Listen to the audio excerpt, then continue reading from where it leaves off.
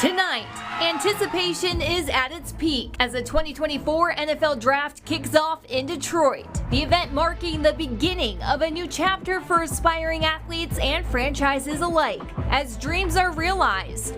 We always want to bring in impact players and continue to build a team. And futures are shaped. I want to challenge every single spot On the grand stage of professional football. We feel good about the group that's there. The WJCL 22 sports team is getting you ready for the NFL Draft. This is the Road to the Pros.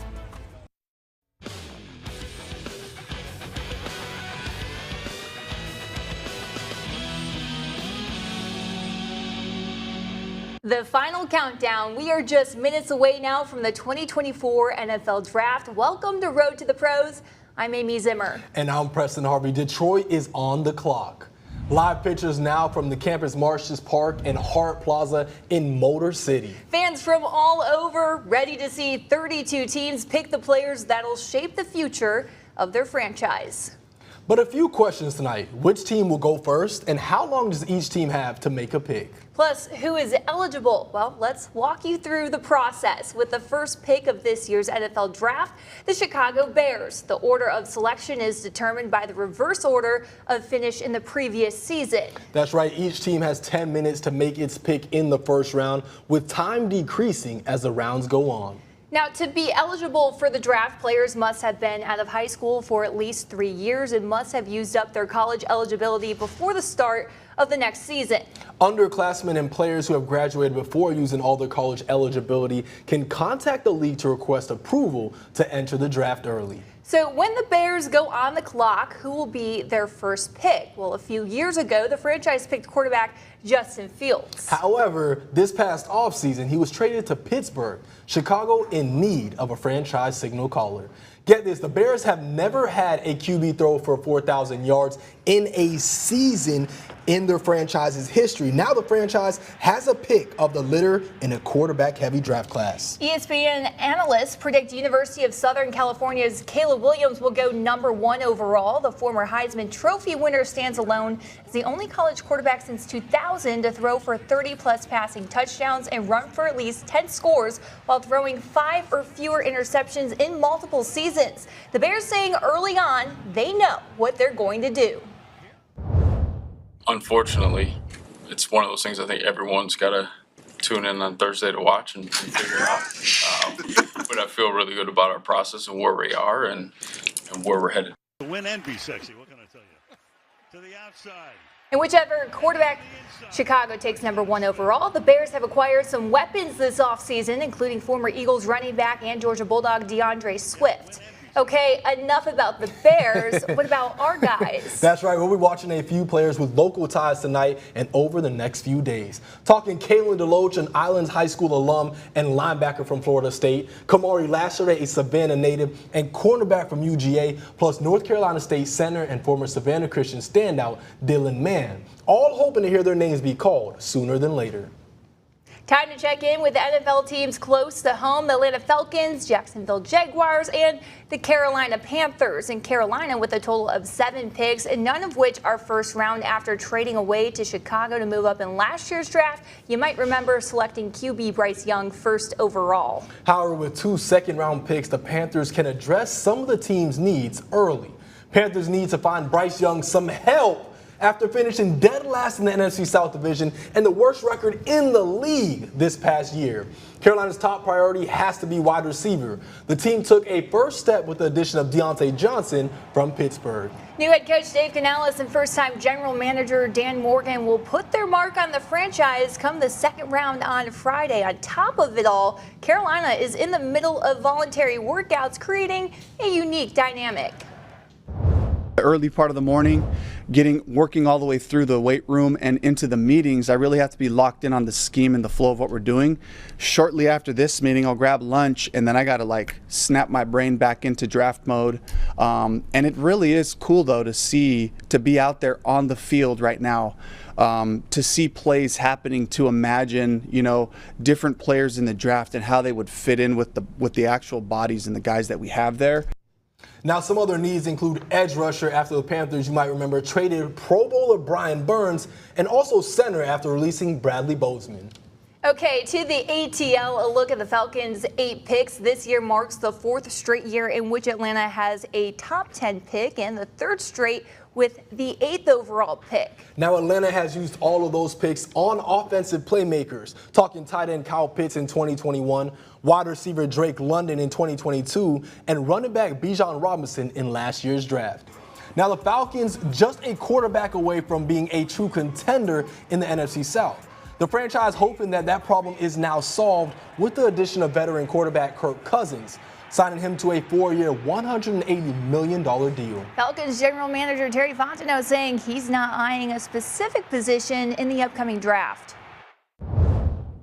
Talk about best player available. Really, you're talking about best player available for us. And the key is not reaching for needs. Today's surplus is tomorrow's necessity, right?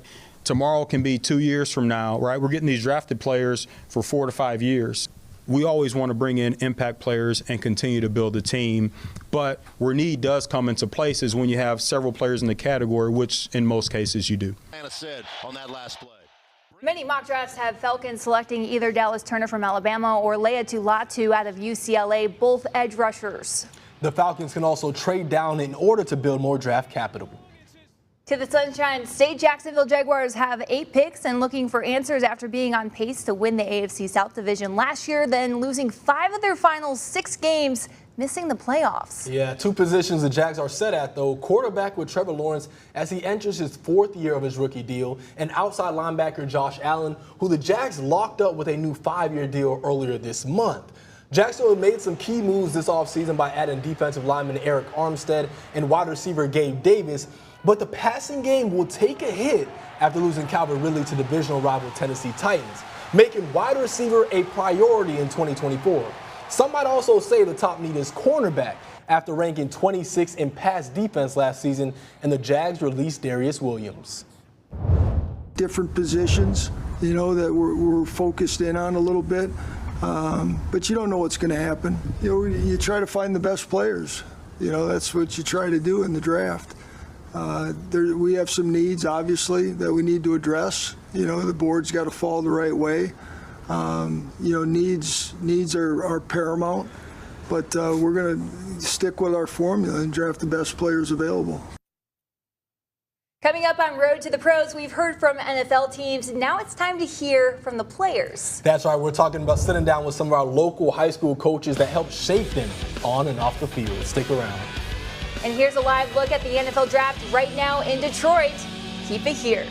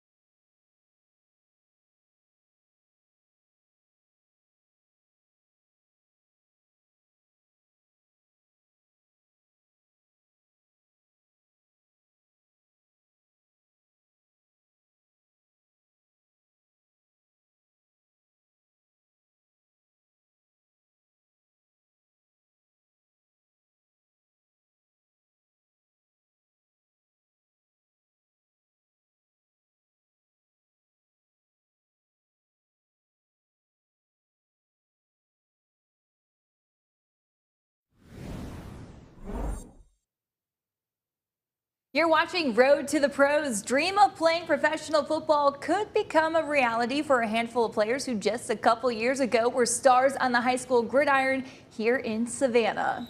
Kicking off with former Islands High School star and Florida State linebacker Kalen DeLoach. And I sat down with Sharks head football coach Deshaun Printup and former athletic director and basketball coach Carl Tomasi, who watched DeLoach grow into the star player he is today. Walk me back to when you first started here at Islands High School as an assistant coach and when you met Kalen. Yeah, so I moved here in 2019. It was the start of Kalen's senior year. I had gotten word that we had a 4-star athlete, but I had no clue who it was. So I'm coming in, I asked Coach Zoller, that was the head coach at the time, who it was. And he was like, you tell me who it is. So it was like a test. So there's a guy in there, he's getting to work, he's doing everything the right way, encouraging other guys. And then there were some more guys that were in there that were like kind of standoffish. And I was like, oh, it must be him. And he was like, no, it's the guy that's leading. As a coach and for doing it such a long time, you could tell when an athlete's one step above the other athletes. And I knew as soon as I seen him as a sophomore that, you know, he was special athlete, special kid. And thinking back to even just his signing day, I know that was a big decision day for him. He was, you know, talking with schools and picked Florida State over Michigan and Auburn, just to name a few. When you think back to that day, how special was that? He is not one that loves the spotlight, and all the spotlight is on him. And he embraced this moments. I asked him every morning, hey man, where you gonna go, man? Just tell me, I won't tell anybody. He was like, no, just wait and see. Speaking of being above the other athletes, he was selected to be in the Under Armour All-American game. When they had that big ceremony here to present him with the jersey, what comes to mind when you think about that day and how it might have helped inspire other athletes attending Islands or area schools of seeing, hey, you can do big things from here? I mean, excitement. He was one of the first to go through that wave where here we go, Savannah does have good athletes, not just in basketball as we're well known, but football and baseball, it started to grow. He was at the forefront of what was going on. Did you have any doubt that he would make it to this point, or do you think it was kind of always a given that Kalen DeLoach would go on to be a star in college and hopefully one day in the NFL? Like I said, when I first moved here, he was a 4-star guy, and you know, like I honestly think, like there was never, after I saw him work, saw him lead, saw him practice and everything, there was never a doubt in my mind that he would be on this stage that he's on. Going to Florida State, I knew that he would be pushed, and my biggest testament to him is during the time where like transferring was a huge thing, the coach that recruited him there left, got fired or whatever. They brought a new coach, and I talked to him that summer, and he said, I'm gonna stay. He said, I think that we're going to do great things, and that just shows the person that he is. Once he commits to something, he's all in, and he committed. He said he wanted to play in the NFL, and he's going to get that opportunity. Experts saying DeLoach could possibly go in the 7th round. That's right. Growing up, going down to school just down the road from DeLoach, former Savannah Christian star Dylan McMahon. Take a look at the Big 22 member back in his Raider days. McMahon went on to star at North Carolina State. The center played 46 games for the Wolfpack. Started in all 13 at center in 2023. Get this, he was the only center invited to this year's NFL Combine. Savannah Christian head football coach Baker Woodward not surprised. First time I saw him when I came in to kind of tour the school, I saw the kid power cleaning 315 pounds in the weight room multiple times. Just a powerful kid. He's also just a well-rounded kid. Like he always made good grades here. Graduated with over a 4.0. Went to NC State. Did well academically there, and so he's not just a great football player, but a great young man.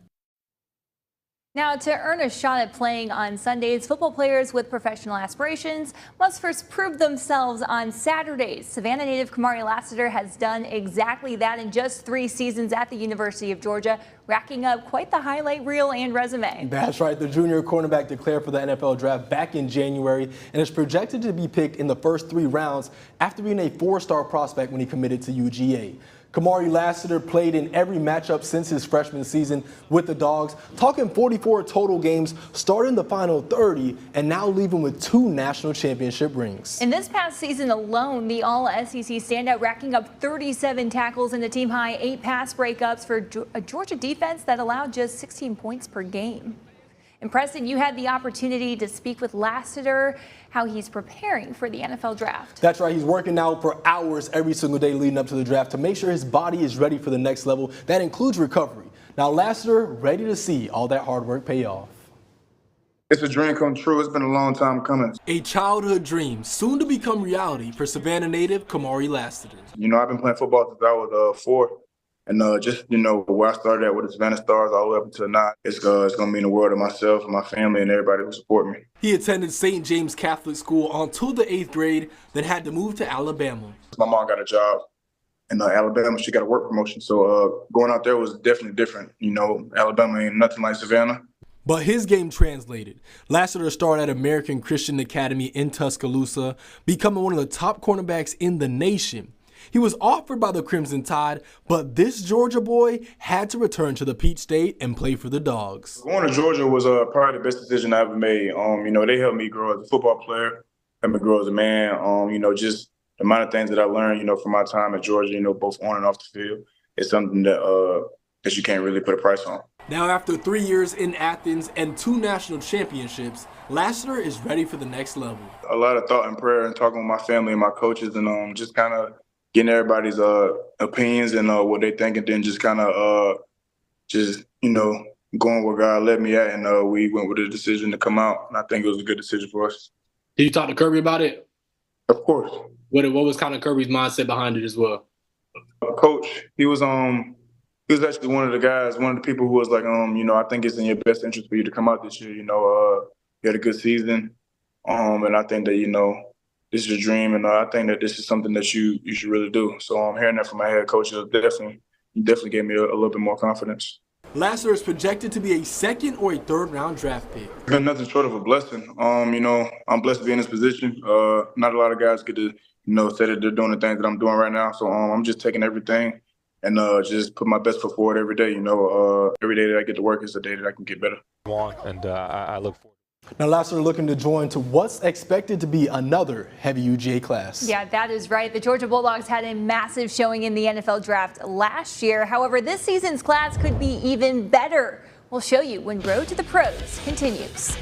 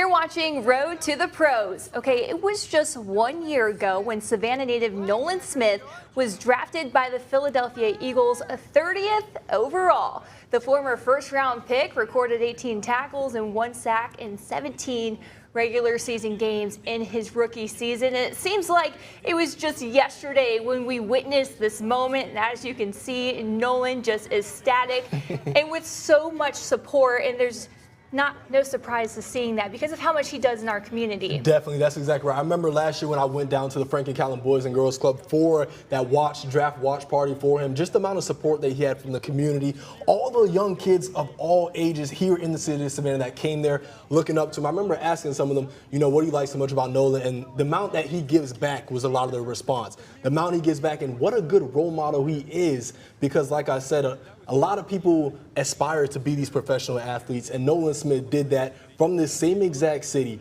went to that same Frank Collin Boys and Girls Club, and they were all able to see him when he came and witnessed him, and they embraced him. He embraced them. So it's really just a special moment like that for Nolan Smith, that what he did last year in the draft. Also, for most of the previous summers, he's hosted camps for kids, so he's always doing something here in Savannah when he comes home. He likes to stay busy. Definitely. And last year, Smith, one of 10 Georgia Bulldogs drafted, second most in program history, while tying Alabama for the national lead. That's right. Could UGA dominate once again? The Dogs, with a total of 11 former players who have declared for this year's NFL draft. Future stars of the NFL were on display at UGA Pro Day. Prospects such as Amarius Mims, Ladd McConkey, who I think is going to be a sleeper in this draft, Javon Bullard, all expected to be selected by an NFL team.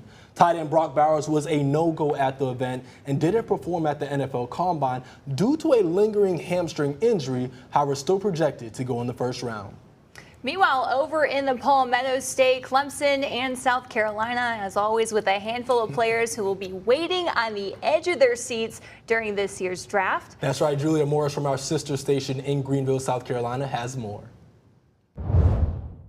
Both the Clemson Tigers and South Carolina Gamecocks have a number of NFL draft hopefuls preparing to hear their names called before the weekend is through.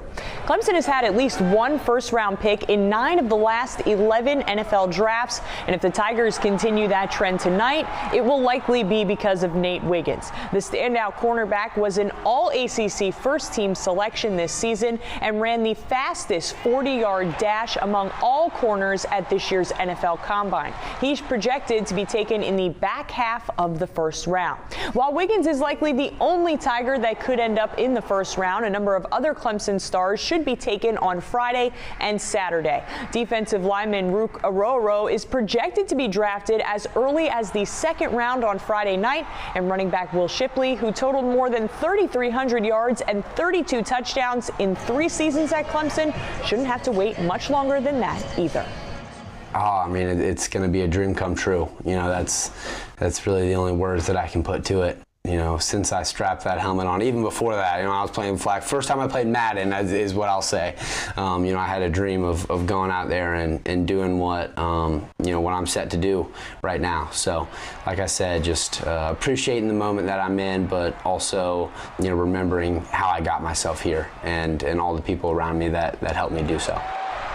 Shipley has said he doesn't pay attention to mock drafts, but the NFL Network has him going in the 3rd round. Linebacker Jeremiah Trotter Jr., defensive end Xavier Thomas, and defensive tackle Tyler Davis are all expected to be taken between rounds 3 through 7 as well.